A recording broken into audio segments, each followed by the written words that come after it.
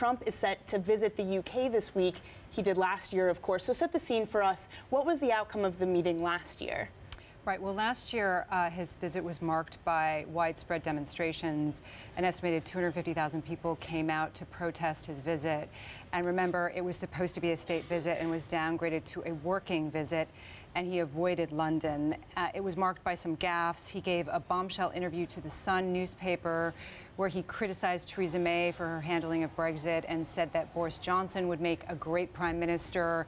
There were some gaffes with the Queen. He was reportedly late to Windsor Castle and then proceeded to walk slightly ahead of her when they were inspecting the guards. So it was certainly an eventful visit, not exactly smooth.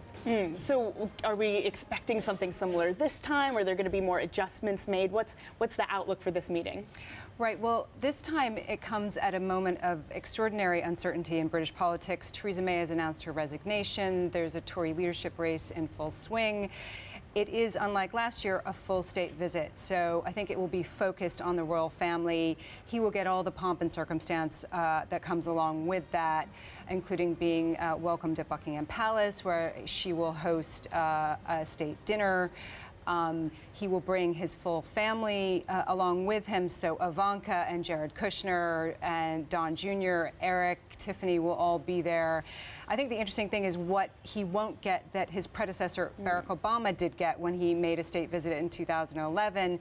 He will not be, unlike Obama, addressing Parliament.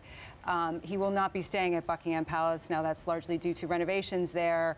And unlike the Chinese President Xi Jinping, who came in 2015, he will not get a carriage procession down the mall to Buckingham Palace. And I think that is largely because they expect more protests. We could see the reappearance of this Trump baby balloon. So they want to avoid any of that. What about in terms of who he's going to meet with? Do we expect a Boris Johnson and Nigel Farage meeting?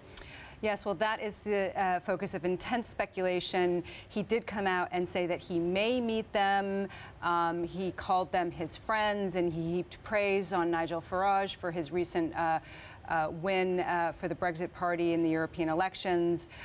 So his schedule is pretty packed. So I think if it does happen, it may be around the second day when he's due to host a dinner at the U.S. ambassador's residence in London. So it could be on the sidelines of that, but watch this space.